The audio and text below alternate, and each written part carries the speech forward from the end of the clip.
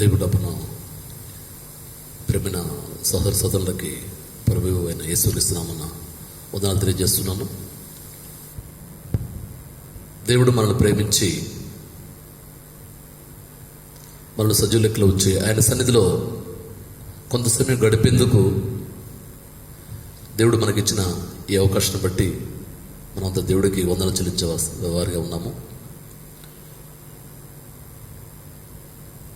మొదటగా మరి చిన్న ప్రార్థన చేసుకుని ప్రార్థనా ప్రముఖంగా ఈ యొక్క ఉపవాస కూడికను ప్రారంభించుకుందాము. ప్రార్థన చేసుకుందాం. మోకరించండి. ప్రేమల తండ్రి, కృపగల మహారాజా క్రీస్తు ప్రభు, మీకు వందనాలు. మీ దాసులను మమ్మల్ని ప్రేమించి మరి యొక్క ప్రార్థన సమయాన్ని ఇవిగా మీ ప్రజలకు మాకు ఇచ్చిన ప్రేమంతటి బట్టి వందనాలు, స్తోత్రాలు. దేవా, జరగవలసిన ప్రాంతాల్లో సహాయం చేస్తారండి. పాటల్లో కూడా చూపండి. వర్ధమానంలో మీ దాసుని నన్ను జ్ఞాపకం చేసుకోండి ప్రభా. కేవలం నోటికి మీ యొక్క నోటికి బూరగా మాత్రమే నన్ను వాడుకుంటారండి దేవా. మరి వాక్యం ద్వారా మీరు మాతో మాట్లాడండి ప్రభా. ఈ యొక్క ప్రార్థన మీకు మహిమకరంగాను అనేక మందికి దీవెనకరంగా ఆశీర్వాదకరంగా ఉన్నట్లుగా సహాయం చేస్తున్నామని యేసుక్రీస్తు పరిశుద్ధ నామమున ప్రార్థించి వేడుకుంటున్నాం పరమ తండ్రి, ఆమేన్. మొదటిగా సియోను గీతం నుంచి పాట సంఖ్య 569 ఈ పాట పాడుకుందాము. పల్లవి మరి చరణం విడిచి చరణం పాడుకుందాము. నీ పాద సన్నిధికి కృపామయ యేసయ్య.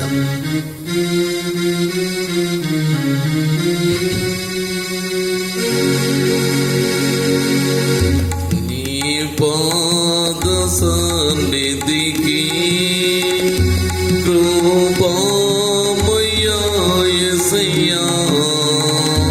నీ ప్రేమ కనుగొనుచు దేవానివాంచితిని.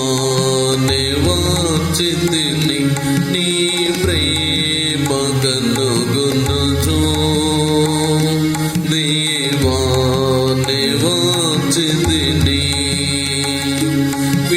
విశ్రాంతిని చెడు దేవా, శ్రమలేల తీర్చుమయ్యా. విశ్రాంతిని చెడు దేవా, శ్రమలేల తీర్చుమయ్యా. సిలువాయన ఆశ్రయము, హాయిగా నజరుండెదను. సిలువాయన ఆశ్రయము, హాయిగా నజరుండెదను. నీ పాద సన్నిధికి కృపామయ యేసయ్య. నీ ప్రేమ కనుగొనుచు దేవానివాంచితిని. నీ ప్రేమ కనుగొనుచు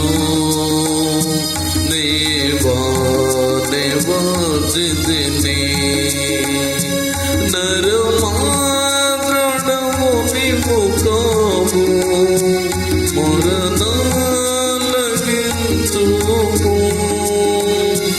నరమాత్రుడము విముఖము మురనాలగించుము. మనసార ప్రార్థించుచు యేసుని దరి చేరెదను. మనసార ప్రార్థించుచు యేసుని దరి చేరెదను. నీ పాద సన్నిధికి కృపామయ యేసయ్య. నీ ప్రేమ కనుగొనుచు దేవానివాంచితిని. నీ ప్రేమ కనుగొనుచు దేవానివాంచితిని. ఆశతో నీ ముఖమును నేను ఆసక్తితో చూడ, ఆశతో నీ ముఖమును నేను ఆసక్తితో చూడ, సిగ్గుపడనుగా నేను నీ ప్రకాశము నాపై నుండా, సిగ్గుపడనుగా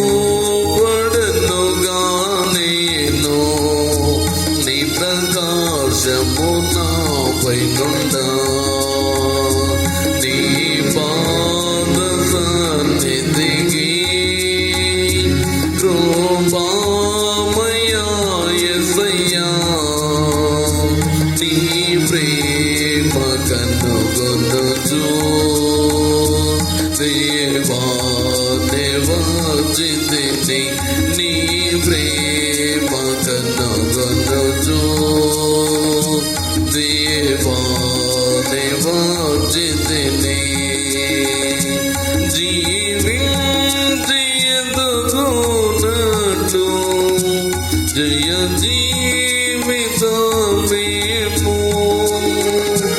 జీవించి ఎదుగునట్లు జయ జీవితమేమో,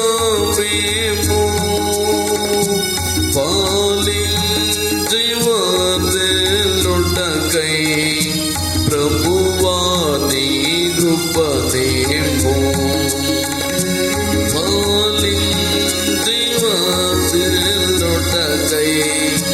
ప్రభువా నీ కృపనేమో, నీ పాద సన్నిధికి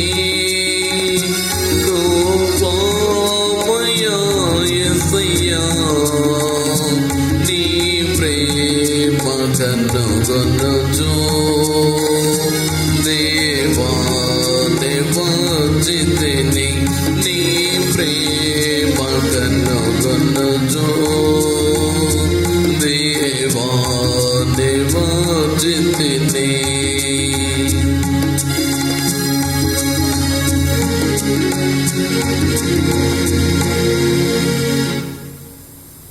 మనం ప్రార్థనలోకి వెళ్ళకముందు మరి పరిశుద్ధ గ్రంథం నుంచి కొన్ని లేఖన భాగాలు చూసుకొని ప్రభువును ప్రార్థన చేద్దాము.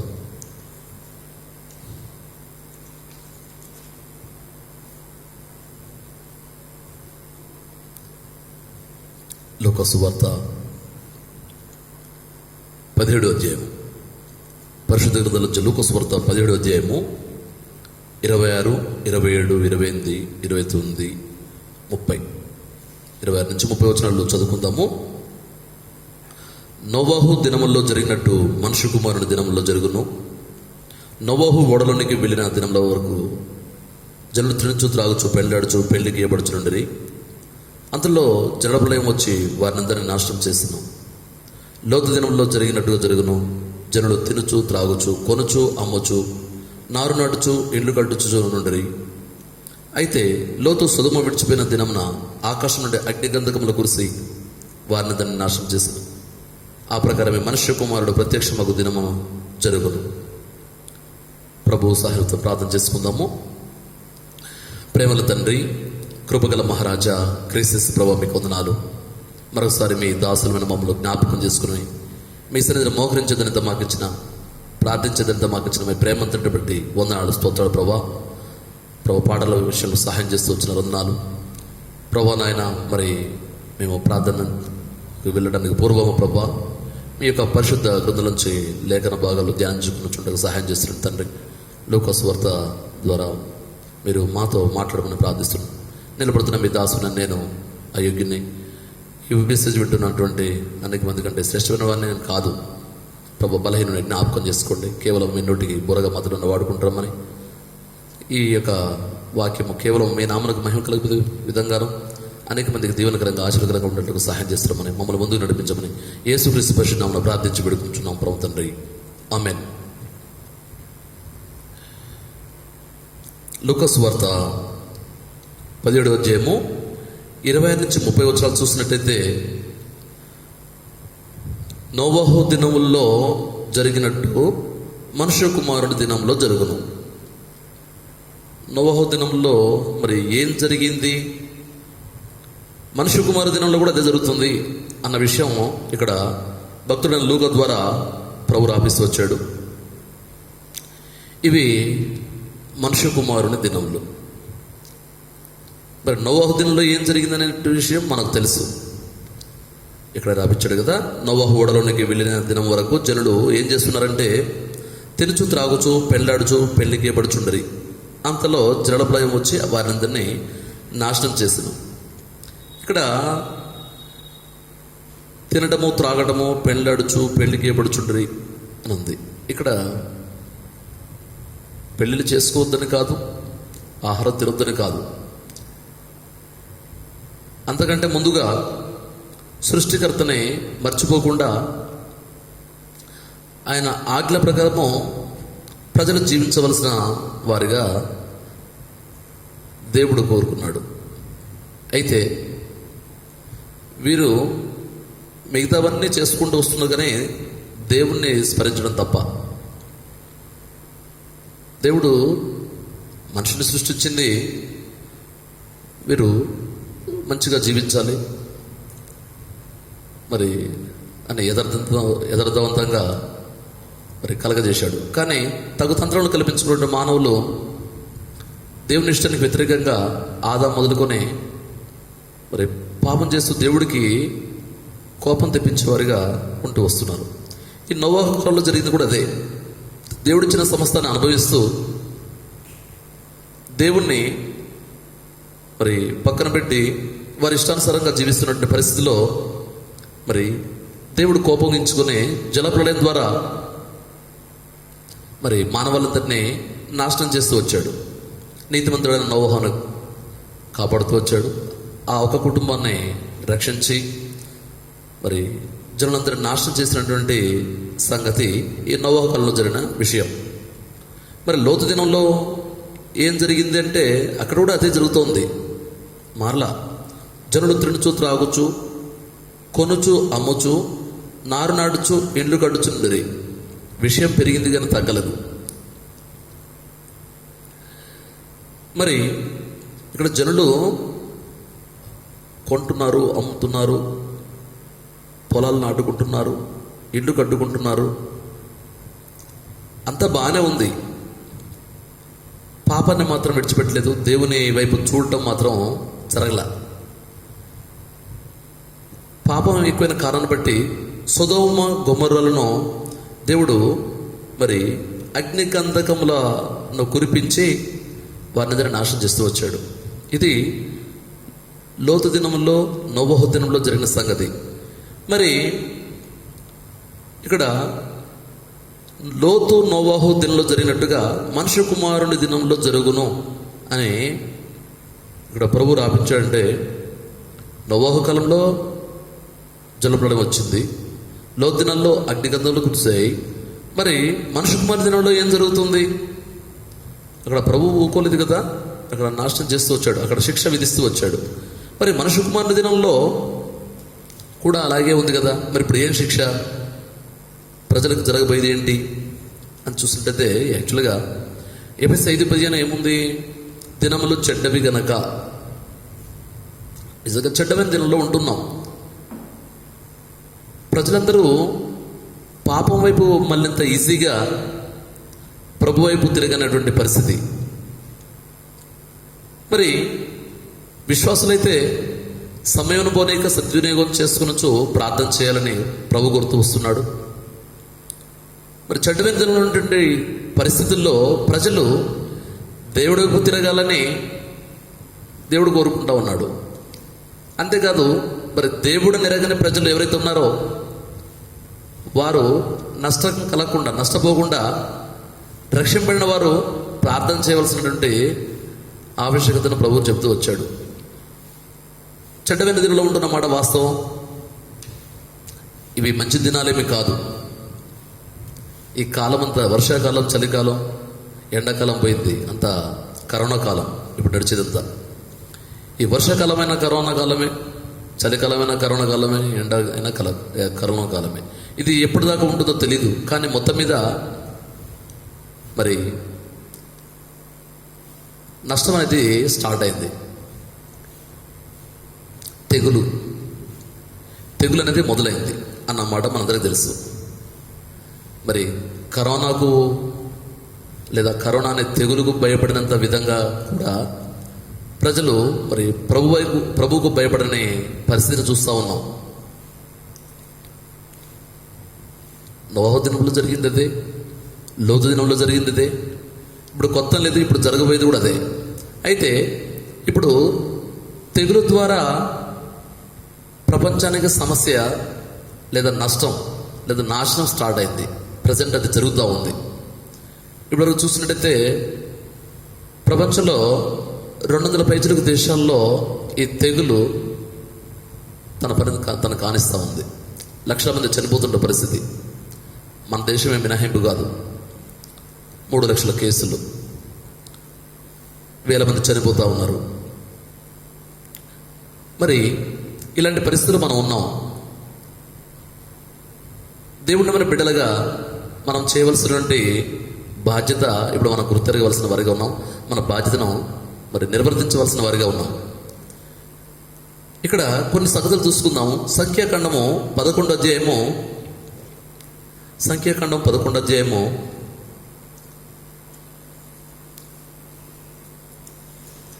1వ వచనం చూసినట్టయితే ఇక్కడ ఒక మాట చదువుకుందాము. సంఖ్యాకాండము 11వ అధ్యాయము 1-2 వచనం చదువుకుందాం. జనులు ఆయాసమును గురించి సనుగుచుండగా అది యెహోవాకు వినపడెను. యెహోవా దాన్ని వినినప్పుడు ఆయన కోపం రగులుకొనెను.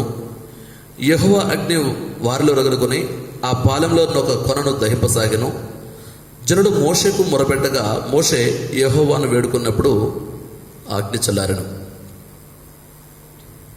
ఇవన్నీ మనకు తెలిసిన విషయాలే. ఇక్కడ జనాలు సనుగూచుండగా దేవుడికి వినపడి ఇశ్రాయేలులో జరిగిన విషయం ఏంటంటే, యెహోవా దాన్ని విన్నప్పుడు ఆయన కోపం రగులుకొనెను. యెహోవా కోపం రగులుకున్న కారణాన్ని బట్టి యెహోవా అగ్ని వారిలో రగులుకొని ఆ పాలెంలో ఒక కొనను దహింపసాగింది. అయితే అప్పుడు జనుడు ఏం చేశారంటే మోషకు మొరపెట్టగా మోషే యెహోవాను వేడుకున్నప్పుడు ఆ అగ్ని చల్లారెను అని రాపించబడింది. ఇక్కడ జరిగిన సంగతి అది. ఇక్కడ దేవుడి యొక్క కోపానికి జనుడి యొక్క నష్టానికి మధ్య నిలబడిన వ్యక్తి మోషే. మోషే ఆ జనుడి యొక్క సమస్యను విని మరి యెహోవాను వేడుకొన్నప్పుడు ఆ అగ్ని చల్లారని ఉంది. ఇక్కడ కోపం తెప్పించింది ప్రజలు, మరి దహించి వేసేది ప్రజల్ని. మరి దేవుడి దగ్గర ప్రజలకు దేవుడికి మధ్యన అడ్డం పడింది మోషే. ఇది సింపుల్గా అర్థమవుతా ఉంది. ఇక్కడ మోషే అడ్డుపడ్డం వల్ల ఆ నష్టం ఆగిందన్న సంగతి గుర్తుపెట్టుకోండి. అలాగే సంఖ్యాకాండం 16వ అధ్యాయము 41వ వచనంలో మనకందరూ తెలిసిన విషయమే. ఇక్కడ ఒక సంగతి ఉంది. ఇక్కడ ఒక తెగులు విషయం రాపించబడింది. చదువుకుందాం. మరునాడు ఇశ్రాయేలీలు సర్వసమాజము మోషే అహరోనులకు విరుద్ధంగా సరుగుచు, మీరు యెహోవా ప్రజలను చంపిదరని చెప్పి సమాజము మోషే అహరోనులకు విరోధంగా కూడెను. వారు ప్రత్యక్ష గుడారం వైపు తిరిగి చూడగా ఆ మేఘం దానికి కమ్మెను. యెహోవా మహిమయు కనబడెను. మోషే అహరోనులు ప్రత్యక్ష గుడారం ఎదురికి రాగా యెహోవా, మీరు ఈ సమాజం మధ్య నుండి తొలగిపోడి క్షణములో నేను వారిని నశింపచేయుదునని మోషేకు సెలవీయగా వారు సాగిలపడేది. అప్పుడు మోషే, నీవు ధూపార్తను తీసుకుని బలిపీఠపు నిప్పులతో నింపి ధూపం వేసి వేగముగా సమాజం వద్దకు వెళ్ళి వారినితము ప్రాయశ్చిత్తము చేయము. కోపము యెహోవా సన్నిధి నుండి బయలుదేరను. తెగులు మొదలుపెట్టినని అహరోనుతో చెప్పగా మోషే చెప్పినట్లు అహరోను వాటిని తీసుకుని సమాజం మధ్యకు పరిగెత్తిపోయినప్పుడు తెగులు జనములలో మొదలుపెట్టి ఉండెను. కాగా అతడు ధూపం వేసి ఆ జల నిమిత్తము ప్రాయశ్చిత్తం చేసెను. అతడు చచ్చిన వారికి బ్రతికి ఉన్న వారికి మధ్యను నిలబడగా తెగులు ఆగెను. ఇది సంగతి. మోషే అహరోనులకు విరోధంగా సనుగుచున్నటువంటి ఇశ్రాయేలు సర్వ సమాజంని చూచి దేవుడు కోపగించుకున్న పరిస్థితి. సరే, సందర్భము అదైనప్పటికీ ఇక్కడ జరిగిన విషయం ఏంటంటే, దేవుడి కోపముని బట్టి యెహోవా సన్నిధి నుండి కోపము బయలుదేరి తెగులు మొదలు పెట్టినని అహరోనుతో చెప్పగల విషయం ఉంది కదా. ఇక్కడ తెగులు మొదలైంది. మొత్తం మీద దేవుడికి కోపాన్ని తెప్పించిన కారణాన్ని బట్టి తెగులు మొదలైంది. ఆ తెగులు ఇశ్రాయేలుని బాధిస్తుండగా మరి ఇప్పుడు ఇక్కడ కూడా జరిగిన విషయం ఏంటంటే, మోషే అక్కడ మరి సమాజానికి మధ్య మరి నిలబడే మోషే ఏం చేస్తున్నాడంటే, మరి ఆ తెగులు గమనిస్తూ వచ్చాడు. ఆయనకు పరిస్థితి అర్థమైంది. ఈ ప్రజలు చాలా ఇబ్బంది తెచ్చుకున్న సంగతి గ్రహించి గొనుగుచున్న కారణాన్ని బట్టి, లేదా మనం ఇప్పుడు అర్థం చేసుకోవాల్సింది ఏంటంటే, దేవుడికి అయిష్టంగా ప్రవర్తించిన కారణాన్ని బట్టి తెగులు బయలుదేరిన సంగతి మనం గమనించాలి. 40వ వచనం చివరిలో తెగులు మొదలుపెట్టని అహరోనుతో చెప్పగా, మోషే చెప్పినట్లు అహరోను ఏం చేశాడు ఇక్కడ? మరి ఇప్పుడు తెగులు వల్ల ఇశ్రాయేలు నశిస్తుండగా మోషే చూస్తూ ఊరుకోలా. అహరోను చెప్పాడు, నీవు ధూపార్తను తీసుకుని బలిపీఠము నిప్పులతో నింపి ధూపము వేసి వేగముగా సమాజనొద్దకు వెళ్ళి వారి నిమిత్తము ప్రాయశ్చిత్తము చేయము. ఇప్పుడు ప్రజలు చేసిన పాపానికి ప్రాయశ్చిత్తము చేసినట్టయితే తెగులు ఆగుతుంది. కాబట్టి ధూపార్తను తీసుకుని అన్న మాట వాడుతున్నాడు. ఇక్కడ ధూపార్తను తీసుకుని బలిపీఠ నిప్పులతో నింపి ధూపం వేసి వేగముగా, ఇక్కడ మరి ప్రస్తుత పరిస్థితుల్లో దీన్ని ప్రార్థనగా అన్వయించుకుందాం. దీని అర్థం ప్రార్థన చేశాడని చెప్పేసి అనుకుందాం. ఇప్పుడు మరి ఆ విధంగా చేసినప్పుడు ఏం జరిగింది అంటే, కాగా అతడు ధూపం వేసి ఆ జల నిమిత్తం ప్రాయశ్చిత్తం చేసెను. 40వ వచనంలో మోషే చెప్పినట్లు అహరోను వాటిని తీసుకుని సమాజం మధ్య పరిగెత్తిపోయినప్పుడు తెగులు జనంలో మొదలుపెట్టి ఉండను. కాగా అతడు ధూపం వేసి ఆ జల నిమిత్తం ప్రాయశ్చిత్తం చేసెను. మొత్తం మీద మోషే అహరోను పంపించాడు, జనుల మీద వచ్చిన తెగులు ఆగాలంటే ప్రాయశ్చిత్తం జరగాలని. సరే, ఇప్పుడు జరిగిన సంఘటన ఏంటంటే, అతడు చచ్చిన వారికి బ్రతికి ఉన్న వారికి మధ్యన నిలవబడగా తెగులు ఆగింది. ఇప్పుడు 2 రకాల ప్రజలు ఉన్నారు. వాళ్ళు చచ్చిన వారు, బ్రతికిన వారు. ఈ తెగులను బట్టి దేవుడికి కోపము తెప్పించిన కారణాన్ని బట్టి యెహోవా యొద్ద నుండి తెగులు మొదలవగా మరి జనాలు చనిపోతూ ఉన్నారు. మరి ఈ తెగులు ఆగడం కోసం మోషే చెప్పిన విధంగా అహరోను ధూపం వేసిన పరిస్థితి ఎక్కడంటే, చచ్చిన వారికి బ్రతికి ఉన్న వారికి మధ్య నిలబడగా తెగులు ఆగింది. మరి ఇప్పుడు కూడా తెగులు నడుస్తూ ఉంది.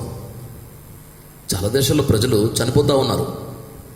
బ్రతికి ఉన్న వారు బ్రతికున్నారు, చాలామంది లక్షల మంది చనిపోతూ ఉన్నారు. మరి ఈ తెగులు ఆగాలంటే ఎవరు నిలబడాలి?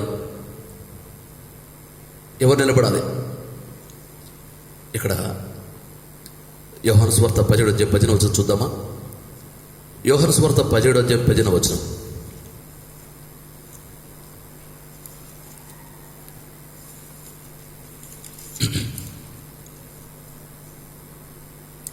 నీవు లోకంలో నుండి వారిని తీసుకుని పోమని నేను ప్రార్థించట్లేదు, కానీ దుష్టు నుండి వారిని కాపాడమని ప్రార్థించుచున్నాను. ఇక్కడ ప్రభు చెప్పిన మాటలు ఇవి. దుష్టుని నుండి అంటే ఫుట్ నోట్లో కీడు నుండి అనే అర్థం రాపించబడింది. ఇప్పుడు మరి చదువుకుందాం. నీవు లోకంలో నుండి వారిని తీసుకుని పోమని నేను ప్రార్థించడం లేదు, కానీ కీడు నుండి వారిని కాపాడమని ప్రార్థించున్నాను. ప్రభువు తన ప్రజలమైన మనల్ని కీడు నుండి కాపాడమని ప్రార్థన చేస్తున్నాడు తండ్రికి. ఇక్కడ కూడా మరి అహరోను చనిపోయిన వారికి బ్రతుకున్న వారికి మధ్య నిలబడిన విధంగా ఆ పరమ తండ్రికి మనకుల మధ్యన యేసు ప్రభువు ప్రార్థన చేస్తున్నాడు కీడు నుండి మనల్ని తప్పించమని. అంతేకాదు ఇంకో విషయం ఏంటంటే, ఇది శరీర సంబంధమైన కీడే కాదు, ఆత్మీయ సంబంధమైన విషయంలో కూడా ఎలా ఉందంటే 11వ అధ్యాయము 50వ వచనంలో ప్రభు చేసిన పని ఏంటో తెలుసా? మన జనమంతా నశింపకున్నట్లు ఒక మనుషుడు ప్రజల కొరకు చనిపోవడం మీకు ఉపయుక్తమని మీరు ఆలోచించుకొనరు అని వారితో చెప్పాను. తనంతట తానే ఇలాగూ చెప్పలేదు, కానీ ఆ సంవత్సరం ప్రధాన యాజకుడై ఉండరు కనుక యేసు ఆ జనము కొరకు మాత్రమే కాక చెదిరిపోయిన దేవుని పిల్లలు ఏకంగా సమకూర్చడము చావనై ఉన్నాడని ప్రవచించెను. ఇక్కడ కయప అన్న మాటలు రాపిస్తా ఉన్నాడు. ఇక్కడ సరే మ్యాటర్ ఏంటంటే, యేసు ఆ జన్మ కొరకు మాత్రమే కాక చెదిరిపోయిన వారు సమకూర్చుటకు చావనై ఉన్నాడని, అంటే జనము కొరకు చావనై ఉన్నాడు. ఇక్కడ ప్రజలను బ్రతికించడానికి ప్రభువు చావనై ఉన్నాడని రాపించబడినటువంటి విషయం. కయప ప్రవేశించాడు అనుకోండి. ఇక్కడ చూసినట్టయితే ప్రభువు కూడా మధ్యవర్తిగా పాపల చేత ప్రజలు నశించవలసిన వారిగా ఉండగా నశించకుండా ఉండేందుకు మరి తను ప్రాణం పెడుతూ వచ్చాడు. చనిపోయే ప్రజలను చనిపోకుండా ఆపేందుకు ప్రభు అడ్డుపడుతూ వచ్చాడు అన్న సంగతి ఇక్కడ గమనిస్తున్నాం. ఇవన్నీ చూసినట్టయితే మరి మనకేమర్థం అవుతా ఉంది? ఇక్కడ మోషే అనేక సార్లు సర్వసమాజం పొరపాటు చేసి నష్టపోతున్నప్పుడు అడ్డుపడ్డ మోషేను చూస్తున్నాం, అహరోనును చూస్తున్నాం, యేసును చూస్తున్నాము. అనేక మంది భక్తులు కూడా మరి అనేక సార్లు అనేక విషయాల్లో ప్రజల కొరకు, ప్రభు పిల్లల కొరకు అడ్డుపడ్డ సందర్భాలు చూస్తున్నాం. ఇవన్నీ చదువుతూ వస్తున్నాం. గ్రంథాలు చక్కగా రాపించబడింది. మనం కూడా రక్షించబడ్డామంటే మన కోసం మన ముందు తరాల వారు ఎంతమంది మనం రక్షింపబడకుండా మరణించకుండా మన కోసం ఎంతమంది మరి మన ముందున్న తరం వారు మన కోసం ప్రభు దగ్గర అడ్డుపడి ప్రార్థన చేసి ఉంటారు. అందుకే మనం కూడా ఇప్పుడు రక్షింపబడిన స్థితిలో, రక్షణ పొందిన స్థితిలో దేవుడి పిల్లలుగా భూమి మీద ఉన్నాం. ఈరోజు దేవుడి పిల్లలుగా భూమి మీద ఉన్నామంటే దానికి కారణం మన పూర్వీకులు, మన ముందున్న తరం వాళ్ళు చేసిన త్యాగాలు, చేసిన ప్రార్థన. మరి ఇప్పుడు ఎన్నో సమస్యలు ఉన్నాయి. ఇప్పుడు భూమి మీద ఎన్నో సమస్యలు ఉన్నాయి. చాలా విషయాల కోసం ప్రార్థన చేయవలసిన వారిగా మనం ఉన్నాం. చాలా విషయాల్లో అడ్డుపడవలసిన వారిగా ఉన్నాం. ఎవరు అడ్డుపడేదంటే మనమే, ఎవరో కాదు, మనమే. లోకాన్ని పట్టి పీడిస్తున్న కరోనా తెగులు మామూలుగా పనిచేట్ల జనాలను చంపేస్తూ ఉంది. స్వర్ జరగకుండా చేస్తూ ఉంది. ప్రభు పని జరగకుండా చేస్తూ ఉంది. మరి ఎన్నో ఆత్మలు ప్రభు నిరగకుండా చనిపోయే పరిస్థితిలో తీసుకొచ్చింది. ఇప్పుడు మనం చాలా విషయాల కోసం ప్రార్థన చేయాలి. ప్రపంచ శాంతి కొరకు ప్రార్థన చేయాలి. ప్రజల మారు మనసు కొరకు ప్రార్థన చేయాలి. ఈ కోవిడ్ తెగులు బాధితుల కొరకు ప్రార్థన చేయాలి. దేశాల యొక్క స్వస్థత కొరకు ప్రార్థన చేయాలి. అలాగే మన దేశం కొరకు ప్రార్థన చేయాలి. మన దేశ స్వస్థత కొరకు, వలస కార్మికుల కొరకు ప్రార్థన చేయాలి. ఉద్యోగాలు కోల్పోయిన వారి కొరకు ప్రార్థన చేయాలి. ఉద్యమం కొరకు, ఆత్మీయ ఉద్యమం కొరకు ప్రార్థన చేయాలి. ఎంతోమంది మరి పరిచర్య ప్రత్యక్షంగా మందిరంలో జరిగిన కారణం బట్టి ఇండ్ల దగ్గర ఉన్నటువంటి క్రైస్తవులు ఎంతోమంది చల్లరిపోయిన పరిస్థితి చూస్తూ ఉన్నాం, లోకంలో గమనిస్తూ ఉంటే అర్థమవుతూ ఉంది. పర్యవేక్షణ లేని కారణాన్ని బట్టి మరి ఆత్మీయటువంటి ఉద్యోగ స్థితిలో లేనటువంటి వారి కోసం ప్రార్థన చేయాలి. ప్రపంచ నాయకుల కోసం ప్రార్థన చేయాలి. సరైన సమయంలో సరైన నిర్ణయాలు తీసుకొని తన ప్రజలు నడిపించే నాయకులు అవసరం. వారు బలపరచబడడం కోసం ప్రార్థన చేయాలి. చాలామంది నాయకులు కూడా కోవిడ్ బాధితులుగా మారుతున్నారు. అలాగే సువార్త చేరని ప్రజల కొరకు ప్రార్థన చేయాలి. పేదల కొరకు ప్రార్థన చేయాలి. అన్నార్థుల కొరకు ప్రార్థన చేయాలి. ఇదంతా ఎన్నో ఉన్నాయి, ఇంకా చెప్పుకుంటూ పోతే ఎన్నో ఉన్నాయి.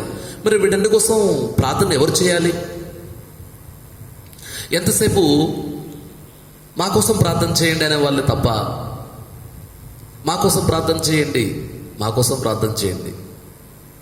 ప్రభు ఎరిగిన మనము ప్రభుకు ప్రార్థన చేయాలన్న సంగతి ఎరిగినటువంటి మనము ఇంకా ఇతరుల కోసం ఇతరులు అడుగుతా ఉన్నాం, ప్రార్థన చేయడం మంచిదే, అడగడం తప్పేం కాదు.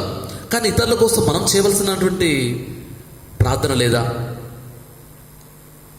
ఇతరుల కోసం మనం చేయొద్దా? మన కోసం, ఇతరులు మన కోసమే చేయాలి, మనం కూడా మన కోసమే చేసుకోవాలి. ఇప్పుడు చాలామంది ఎలా ఉన్నారంటే మా కుటుంబం బాగుంటే చాలు, ఎవరి సంగతి ఏం ఎందుకు, మా కుటుంబం బాగుంటే చాలు. యెహోషువ అడగా నేను నా ఇంటి వారిని యెహోవాను సేవించదని, ఇంకా యెహోషువ ఆయన ఇంటి కుటుంబం చూసుకుంటూనే అదొకటి పెట్టుకొని, అంటే వాక్యాలు మనకు అనుకూలంగా మలుచుకుంటాం అనమాట. అంటే మనం చేసేది ఏం లేదా? ఇతరులు మన కోసమే చేయాలి, మనం మన కోసం చేసుకోవాలి, అంతే. మనం బాగుంటే చాలు, ఎవరింటి పోతే మనకేంటి? ప్రభు కూడా ఎవరింటి పోతే నాకేంటి అనుకుంటే ఈ రక్షణ వచ్చేది కాదు. మన ముందర తరం వల్ల కూడా ఎవరితో మాకేంటి, మా కోసం మేము చేసుకుంటాం ప్రార్థన అని అంటే మనం రక్షణ పడేవారం కాదు. ఎంతోమంది హాస్పిటల్లో ఉన్నటువంటి వారు ఉన్నారు, రోగగ్రస్తులుగా ఉన్నటువంటి వారు ఉన్నారు. వారందరి కోసం మనం ప్రార్థన చేయవలసిన వారిగా ఉన్నాం. మనకు అవసరం వచ్చినప్పుడే అయ్యా మా వాళ్ళు హాస్పిటల్లో ఉన్నారనో, లేకపోతే మా వాళ్ళు పలానా ఇబ్బందులు ఉన్నారనో, ప్రార్థన చేయండి ప్రార్థన చేయండి అంటాం. అంటే ప్రార్థన యొక్క అవసరత మనకెంత అవసరమో ఇతరులు కూడా అంతే అవసరమైన సంగతి గ్రహించాలి మనం. మరి వీరందరి కోసం ఎవరు చేయాలి ప్రార్థన అంటే మనమే చేయాలి. అహరోను చనిపోయిన వారికి బతికిన వారికి మధ్యన నిలబడ్డ రీతిగా నశించే వారికి మరి ఎంతమంది నశిస్తున్నారు. దేవుడికి కోపం తీసుకొచ్చి దేవుడికి నమ్మకంగా జీవించట్లేదా, దేవుడి వైపు చూడక ఉన్న వారికి దేవుడికి మధ్యన మనము నిలబడాలి. ఇక్కడ మరి నిజంగా చూసినట్టయితే మత్తయి సువార్తలో మాట ఉంది కదా, 18వ అధ్యాయం 14వ వచనం చూద్దామా? మత్తయి సువార్త 18వ అధ్యాయం 14వ వచనంలో ఒక మాట ఉంది, చదువుకుందాము. అలాగనే ఈ చిన్నవారిలో ఒకడైనా నశించుట పరలోకమందున్న మీ తండ్రి చిత్తము కాదు.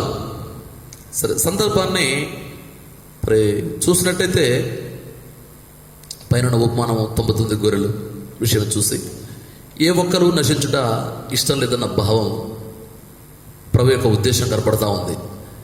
నిజంగా ఏ ఒక్కడైనా నశించుట పరలోకమందున్న మీ తండ్రి చిత్తం కాదు.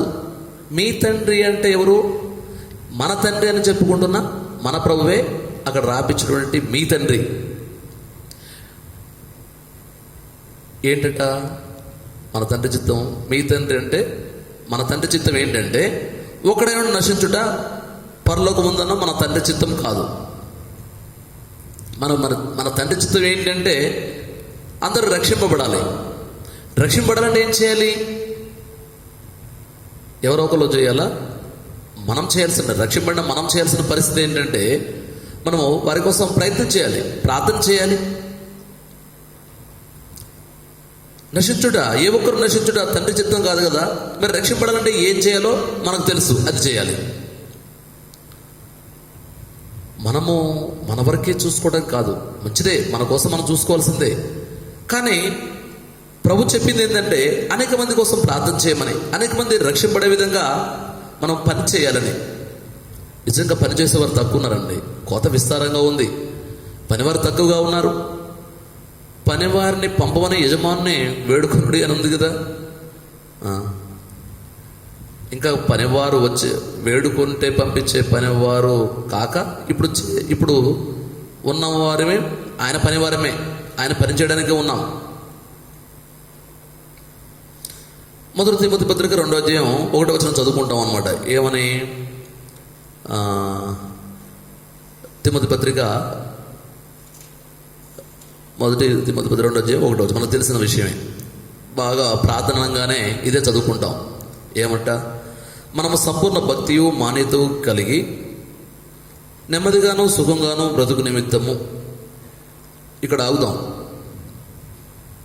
నెమ్మది, సుఖం మనకు కావాల్సింది అదే. నెమ్మదిగా ఉండాలి, ఏ ఇబ్బంది ఉండొద్దు, సుఖంగా జీవించాలి. సుఖం అంటే ఏంటి? యాక్చువల్గా ఎబ్రీ పత్రిక 11వ అధ్యాయంలో విశ్వాసం వీళ్ళ పట్టికుంది. ఎవరికి సుఖం లేదు. సుఖంగా జీవించి ఉంటే లేదా సుఖం కోరుకుని ఉంటే పరిశుద్ధ గ్రంథంలో వారి పేర్లు ఉండేవి కాదు. అంతేకాదు, మన పౌరస్థితి పరలోకం ముందు ఉన్నది కదా. పరలోకంలో ఉండవలసిన మనకు ఈ లోకం యోగ్యమైనది కాదు అని చక్కగా గ్రంథం చెప్తుండగా, ఈ లోకంలో మనం సుఖం కోసము మాత్రమే చూసుకున్నట్లయితే ఈ లోకంలో ఉండే వారి కాదు కదా. ఈ సుఖం అవసరమే, కాకపోతే ఈ లోకంలో సుఖం కాకుండా పరలోకంలో, అంటే మనదైనటువంటి పౌరస్థితి ఉంది కదా, ఆ పరలోకంలో సుఖపడడం కోసం చూసుకోవడం అనేది తెలివైన పని.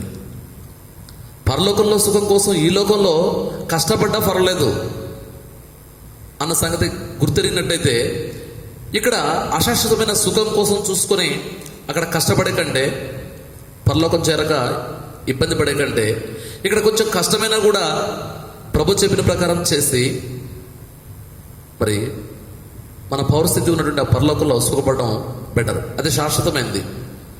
ఇక్కడ ఉన్నటువంటి సుఖం అశాశ్వతమైనది. అశాశ్వతమైన సుఖం కోసం మనం ఎక్కువ ప్రాధాన్యత ఇస్తున్న సంగతి గుర్తుపెట్టుకోండి.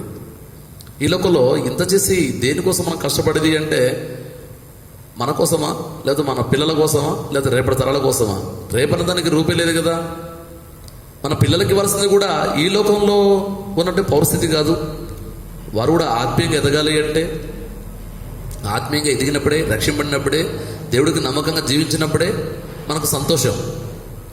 మరి వాళ్ళు సంతోషంగా ఉండాలంటే ఈ లోకంలో డబ్బుతో ఆ పౌరస్థితిని కొనలేం. డబ్బుతో ఆ పౌరులో ఆ పరలోకంలో నుండి సంతోషం రాదు. ఇక్కడ కష్టపడి ఆడ కొనుక్కుందామంటే కుదరదు. అయినా ఎందుకు కానీ మొత్తం మీద ఈ లోకంలో సుఖం కోసమే, ఈ లోకం డబ్బు ఉంటే ప్రతి సుఖం ఉంటుందనే ఆలోచనతో మనిషి జీవిస్తున్నాడే డబ్బు కోసమే ఇలా ఉంది. డబ్బు డబ్బు డబ్బు. మరి ఎన్ని లక్షలు ఎన్ని కోట్లు సంపాదించి వెనకేశారో తెలియదు. కానీ మళ్ళీ ఎప్పుడు నెమ్మది లేదు, సుఖం లేదు, ఇబ్బందులే. ప్రార్థన చేయండి. అలాంటప్పుడు సుఖమివ్వని ఈ లోకంలోని కష్టం కంటే సుఖమిచ్చే ఆ పరలోక సంబంధించిన సుఖం ఇచ్చేటువంటి ఈ లోక సంబంధించిన కష్టం బెటర్ కదా. ఇక్కడ చూద్దాం. నెమ్మదిగాను సుఖముగాను బ్రతుకు నిమిత్తం. నెమ్మది. ఈ రోజుల్లో నెమ్మది ఎక్కడ లేదనిపిస్తుంది. ఎవరికి నెమ్మది లేదు. ఎంత సంపాదించిన నెమ్మది లేదు, లేదా సంపాదించిన వాడికి లేదు. నెమ్మదిన మాట లేదు. ప్రతి ఒక్కళ్ళు టెన్షనే. ప్రభు మీద ఆధారపడిన వారికి నెమ్మది తప్ప, కేవలం ప్రభువును కోరుకొని ప్రభువుకు ప్రార్థన చేసేటువంటి వారికి తప్ప నెమ్మది ఎవరికి లేదని సంగతి గుర్తుపెట్టుకోండి. నెమ్మది ప్రభు దగ్గరే ఉంది అంటాడు కదా. శాంతిని అనుగ్రహించున్నాను, నా శాంతిని మీకు అనుగ్రహించున్నాను, లోకం ఇచ్చినట్టు కాదంటాడు. మరి ఇక్కడ మంచిదే, నెమ్మదిగాను సుఖంగాను. ఒకవేళ నెమ్మదిగా సుఖంగా ఈ లోకంలో జీవించాలన్నా కూడా ఏం చేయాలంట? ఒకవేళ నెమ్మదిగా నేను సుఖంగా ఉండాలి, సంతోషంగా ఉండాలని చెప్పేసి అనుకున్నట్లయితే చేసిన పని ఏంటో చూద్దాం ఇక్కడ. అంతేకాదు, సంపూర్ణ భక్తి మాన్యత కలిగి ఇప్పుడు ఈ నెమ్మది సుఖం కూడా ఈ లోకంలో ఎలా వస్తుందంటే సంపూర్ణ భక్తి చేసిన వాడికే, సగం భక్తి చేసిన వాడికి కాదండి. భక్తిలో సంపూర్ణత. ఈ రోజుల్లో సంపూర్ణమైన భక్తి అవసరం. నామమాత్రంగా దేవుడిని నమ్ముకున్నాం, లోకంలో పడి కొట్టుకుపోతున్నాం, ఆదివారం వచ్చేసి మందిరంలో వాళ్దాం, అదే అనుకుంటే సరిపోదు. మన కర్మ కొద్దో ఏమో మొత్తం మీద అయితే ఈ కోవిడ్ని బట్టి ఈ 2 నెలల నుంచి మందిరం కూడా లేదు. నిజంగా చూసినట్టయితే ఎలాంటి దినాల్లో ఉంటున్నాం, ఎలాంటి చెడ్డమైన దినాల్లో ఉంటున్నాం మనం గమనించండి. సరే, మనం చేయాల్సింది ఏంటంటే ముఖ్యంగా మనుషులందరి కొరకు చేయాలి. రాజుల కొరకు, అధికారుల కొరకు విజ్ఞాపనలు, ప్రార్థనలు, యాచనలు, కృతజ్ఞతాస్తుతులు చేయాలని ఏం చేస్తున్నాడట అపోస్తలుడైన పౌలు? హెచ్చరిస్తున్నాడు. హెచ్చరించడం మనకు నచ్చదు కదా, మనకు ముద్దుగా చెప్పాలి. ఇక్కడ తిమోతికి హెచ్చరిస్తే పౌలు మాట విన్నాడు. ఇప్పుడు ఎవరు హెచ్చరించాలి? ఎవరైనా జాగ్రత్త ఇలా ఉండాలని చెప్పేసి అంటే మన కోపం, హెచ్చరికలు నచ్చవు. మనల్ని పొగడాలి, ఉబ్బి తప్పిట్టు అయ్యేటట్టుగా పొగిడితే సంతోషం. ఇంకా తర్వాత అది ఎట్నా ఆత్మీయతలో ఉంచని, ఆత్మీయత కాకపోని పొగిడే వాళ్ళు కావాలి, అంతే కదా. జనుడు ఎలా తయారయ్యారంటే హిత బోధన సహింపక దురద చెవులు గలవారై పొగిడే వాళ్ళు కోరుకుంటున్నారు. తమకు అనుకూలమైన బోధకులను కూడేసుకుంటున్నారు, అంటే పోగు చేసుకుంటున్నారు, రాపించబడింది. వాళ్ళను పోగు చేసుకుంటున్నారట, అంటే పొగిడే వాళ్ళు కావాలి. మరి ఈ పొగడితే ఎక్కడికి తీసుకెళ్తుందన్న సంగతి గమనించాలి. నిజం చెప్పేవాళ్ళు ఈరోజు లేరు. నిజం చెప్పేవాళ్ళని మనం కోరుకోవట్లా. నిజం చెప్పడం అంటే మనకు ఇష్టం ఉండదు. నిజం అంటేనే మనకు ఇబ్బందిగా ఉంటుంది. మరి అబద్ధాల్లో ఎన్నాళ్ళు సంతోషిస్తాం మనం?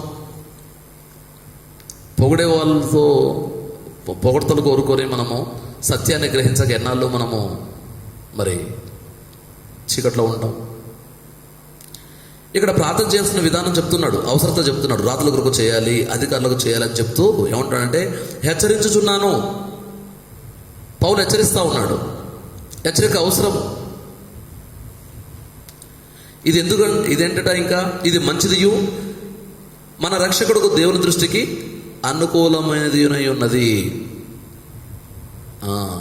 దేవుడి దృష్టికి మంచిది, అనుకూలమైనది ఇదే.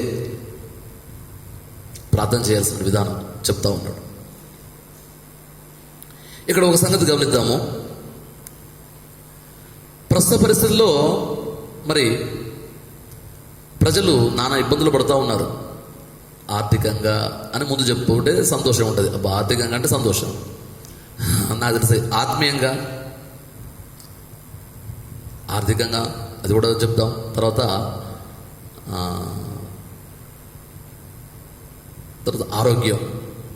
ఆరోగ్యపరంగా రకరకాల ఇబ్బందులు లేని మనిషి లేడు. మరి వీటన్నికంటే ఇది లోకంలో ఉన్న సంగతి, లోకంలో ఉండే సమస్యలు. మరి వీటన్నికంటే ఈ లోకంలో ఉన్న సమస్యల కంటే విలువైంది, వీటిలో అన్నింటిలో ముఖ్యమైనది ఆత్మీయ సమస్య. రక్షింపబడడం, పరలోకానికి ఎత్తబడడం. ఇది అసలు విషయం. ఈ లోకంలో సమస్యల కంటే, లోకంలో విషయాల కంటే ముఖ్యమైనది ఏంటంటే ఈ లోకంలో రక్షింపబడడం, మరి పరలోకానికి ఎత్తబడడం అనేది, పరలోకానికి వెళ్ళవలసింది. ఇది ప్రాముఖ్యమైన విషయం. మరి ఈ కోవిడ్ సమస్య కంటే, ఇంకా ఇతర అనేక సమస్యల కంటే మరి పరలోకం అనేది ప్రాముఖ్యమైన విషయం కదా. మరి ప్రజలందరూ యేసు ప్రభు చేసినటువంటి ఆ శిలువ కార్యాన్ని చూసి, ఆ శిలువ కార్యం వైపు చూసి, శిలువ వైపు చూస్తూ మరి ప్రభు వైపు మళ్ళాల్సిన విషయము ప్రాముఖ్యమైంది. నానా రకాల బాధల చేత జనాలు మరణిస్తూ ఉన్నారు. కోవిడే కాక అనేక రకమైన సమస్యలు ప్రజలు కబలిస్తూ ఉన్నాయి. మరి వీళ్ళంతా రక్షింపడాల్సిన అవసరత ఉంది. సంఖ్యాకాండము 21 అధ్యాయము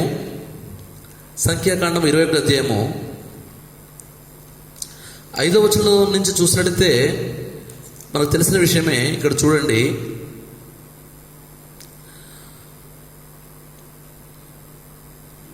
కాగా ప్రజలు దేవునికి మోషేకును విరుద్ధంగా మాట్లాడి, ఈ అరణ్యలో చచ్చుటకు ఐగుప్తులో నుండి మీరు మమ్మల్ని ఎందుకు రప్పించిదిరి? ఇక్కడ ఆహారం లేదు, నీళ్లు లేవు, చవిస్తారం లేని ఈ అన్నము మాకు అసహ్యమైందండి. అందుకు యెహోవా ప్రజల్లోనికి తాపకరమైన సర్పములు పంపెను.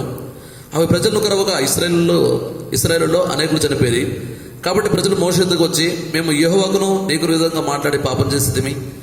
యెహోవా మా మధ్య నుండి ఈ సర్పములు తొలగించినట్లు ఆయన వేడుకొనమన్రి. మోషే ప్రజల కొరకు ప్రార్థన చేయక, యెహోవా నీవు తాపకరమైన సర్పము వంటి ప్రతిమను చేయించి స్తంభం మీద పెట్టుము. అప్పుడు కరవబడిన ప్రతి వాడును దాని వైపు చూచి బ్రతుకులని మోషేకు సెలవిచ్చెను. కాబట్టి మోషే ఇత్తడి సర్పం ఒకటి చేయించి స్తంభం మీద దాన్ని పెట్టెను. అప్పుడు సర్పం కాటు తిన్న ప్రతివాడు ఆ ఇత్తడి సర్పం నిదానించి చూచినందున బ్రతికెను. మరి తాపకరమైన సర్పములను తప్పు చేసిన ఇశ్రాయేలును శిక్షించడానికి దేవుడు పంపించగా, మోషే వేడుకున్న కారణాన్ని బట్టి ఇత్తడి సర్పం ఒకటి చేయించు, అది స్తంభం మీద అందరికీ కనబడే విధంగా పెట్టు, ఎవరైతే దాని వైపు చూస్తారో బ్రతుకుతారు అనేటువంటి కాన్సెప్ట్ ప్రభు మోషేకు చెప్తూ వచ్చాడు. ఆ విధంగా ఇత్తడి సర్పాన్ని పెట్టి మరి దాన్ని చూచిన ఇశ్రాయేలు బ్రతికే విధంగా మోషే ఏర్పాటు చేస్తూ వచ్చాడు. ఎవరైతే ఆ ఇత్తడి సర్పాన్ని చూశారో వాళ్ళు బ్రతికారు. ఇప్పుడు ఇత్తడి సర్పం కంటే శ్రేష్టమైన విషయం ఉంది. ప్రవీణ యెహోవా దేవుడు ఏర్పాటు చేసినటువంటి విషయం ఏంటంటే, అది యేసుక్రీస్తు ప్రభుని శిలువపై నిలబెట్టడం, మన పాపల నిమిత్తం బలిగా ఉంచడం కదా. ఈ విషయాన్ని మనం గ్రహించాం. మరి నశిస్తున్న అనేక ఆత్మలు ఆ ప్రభువుని చూడాలి, ప్రభువును చూచి రక్షణ పొందాలి. బూదు దిగంత నివాసులారా నా వైపు చూచి రక్షణ పొందుడి. మరి ప్రభువు చూచి రక్షణ పొందే విధంగా వీరందరి కోసం ఎవరు ప్రయత్నం చేయాలి? ఎవరు ప్రభు వైపు నడిపించాలి? ఎవరు ప్రార్థన చేయాలి? ఎవరు ప్రభు గురించి చెప్పాలి? ఎవరు ప్రభు పని చేయాలి? ఇంతవరకు నా కుటుంబం బాగుంటే బాగుంటుంది, నేను బాగుండాలి, నా కుటుంబం బాగుండాలి, నేను క్షేమంగా ఉంటే చాలు అనే పరిస్థితి నుంచి ప్రభు చెప్పింది అలా కాదు. మనం బాగుండాలంటే ప్రజలందరి కోసం ప్రార్థన చేయాలని చెప్పేసి మరి ప్రభు చెప్పాడుగా. 1 తిమోతి 2:1 మనం ప్రార్థన చేయాలి. నిర్లక్ష్యం తీసివేసి, బద్ధకాన్ని తీసివేసి, వదిలించుకొని కొంత సమయము ప్రార్థనలో గడపాలన్న సంగతి మనము గుర్తెరగవలసిన వారిగా ఉన్నాం. ఇంత సమస్యలు ఉన్నటువంటి దినాల్లో ఉన్న మనము, కర్ణాకు వచ్చింది హైదరాబాద్, ఆ నుంచి వచ్చింది ఖమ్మం, నేలకొండపల్లి, రేపు కూసుమంచి పాలేరు, నాయగూడెం వస్తుందన్నా ఆశ్చర్యపోవాల్సిన అవసరం లేదు. దగ్గరకు వచ్చేస్తుందంటే కరోనాకి భయపడుతున్నామేమో కానీ దేవుడికి భయపడి ప్రార్థన చేద్దామని ఆలోచన, లేదా కొంత సమయం దేవుళ్ళు గడుపుదామని ఆలోచన మనకు ఉండాలి. ప్రార్థన చేయాలి. ఎంతకాలం బ్రతుకుతామో తెలియదు. పక్కోడు తుమ్మితే చనిపోయే బ్రతుకులు మనవి, పక్కోడు దగ్గితే భయపడి చచ్చే రోజుల్లో ఉన్నాం. మరి మనకు ఇప్పుడున్న సమయం రేపు ఉండకపోవచ్చు. నిజంగా మన జీవితాల్లో చూసినట్టయితే చెడ్డ దినాల్లో ఉన్నాం. నోహ దినాలు, లో దినాలు అని చెప్పేసి అనుకుంటున్నాం కదా, అలాంటి దినాల్లో ఉన్నాం. మరి ఇప్పుడు మనం ఏం చేయాలి?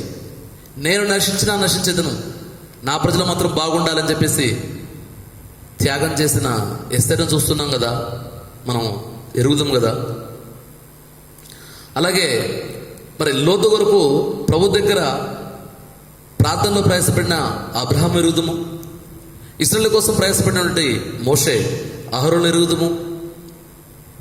అలాగే తెగులు ప్రజలను చంపుతుండగా అడ్డుపడిన దావీదును కూడా చూస్తూ ఉన్నాం. ఈ విధంగా ఎంతోమంది ఆత్మీయ వీరులు ఉన్నారు. ప్రజల కోసం అడ్డుపడిన ప్రభు దగ్గర మరి ప్రభుని వేడుకున్నవారు.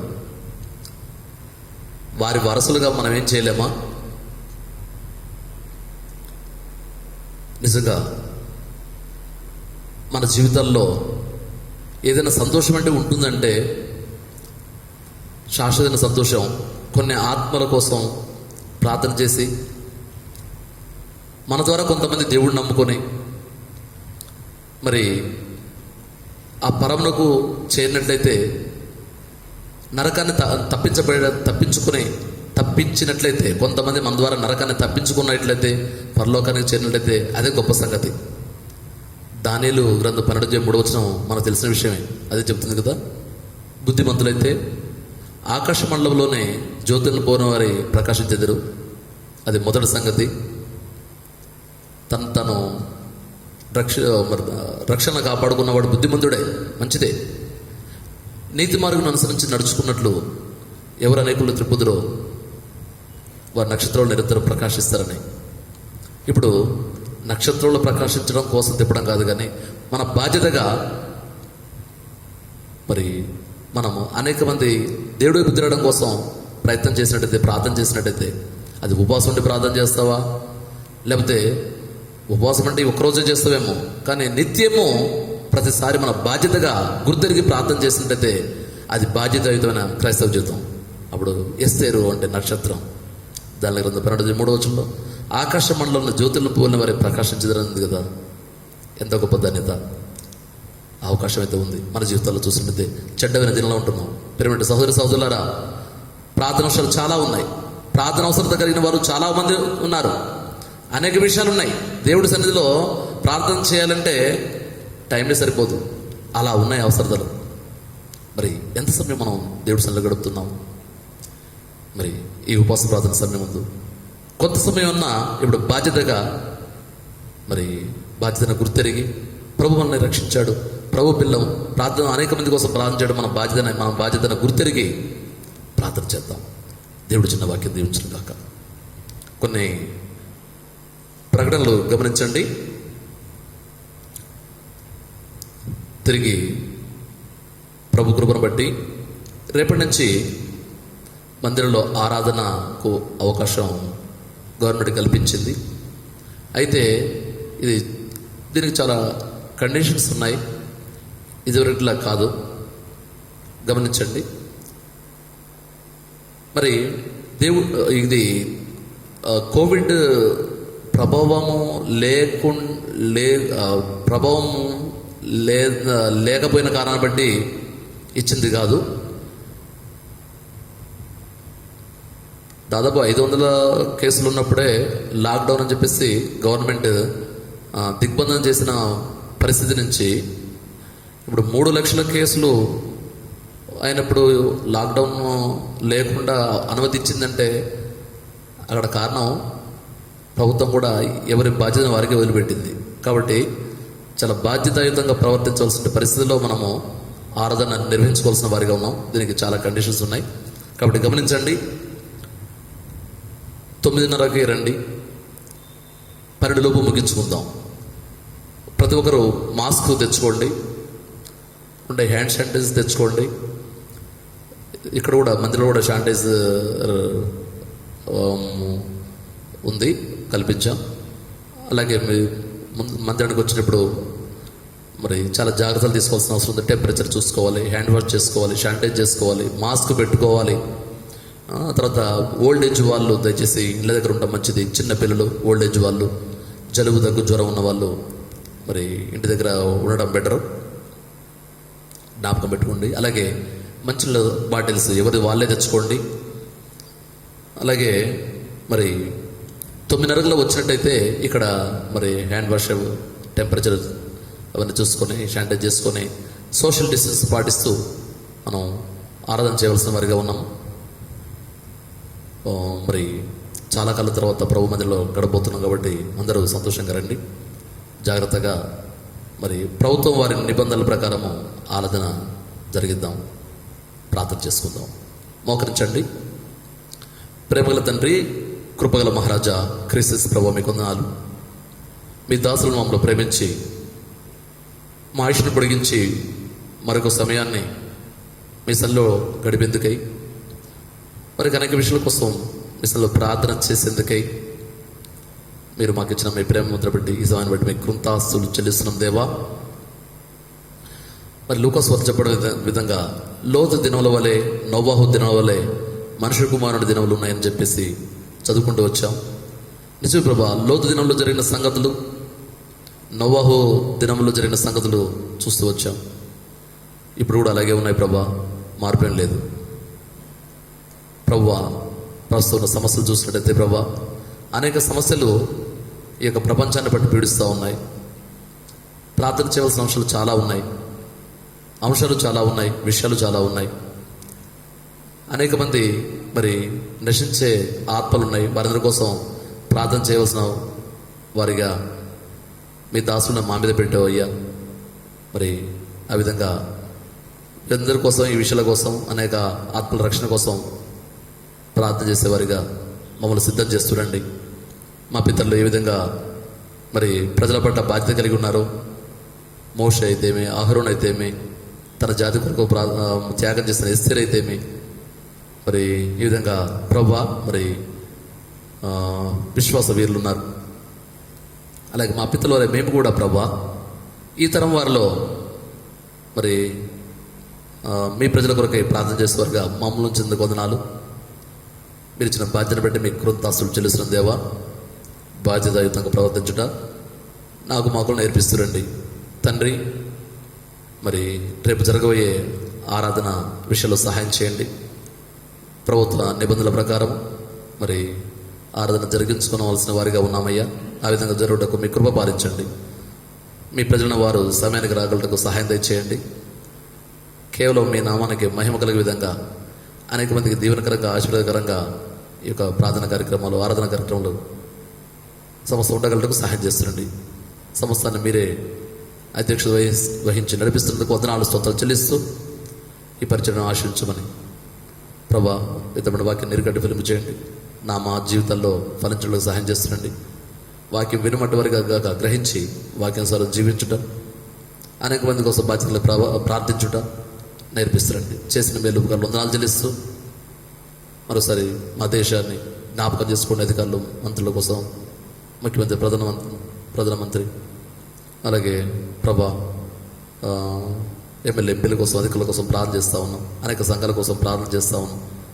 ప్రభా మీరే ఈ యొక్క కీడు తెగుల నుంచి తప్పిస్తారమని, మరి చెడ్డ దినంలో ఉంటున్న మేము మంచి దినముల కోసం ఎదురు చూస్తూ ఉన్నాం.